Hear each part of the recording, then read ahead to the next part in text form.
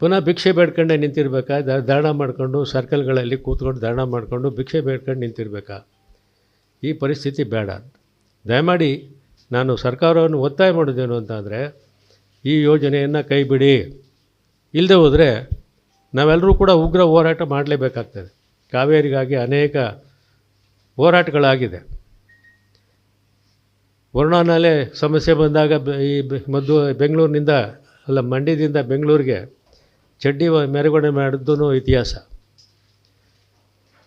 2001ರಲ್ಲಿ ವರುಣಾ ನಾಲೆ ನೀರು ಎಷ್ಟು ಕೊಡಬೇಕು ಅನ್ನೋದು ತೀರ್ಮಾನ ಆದಾಗ ಸನ್ಮಾನ್ಯ ಎಸ್ ಎಂ ಕೃಷ್ಣವರು ನನ್ನನ್ನು ಒಬ್ಬ ಮೊದಲನೇ ಬಾರಿ ಶಾಸಕನಾಗಿದ್ದರೂ ಕೂಡ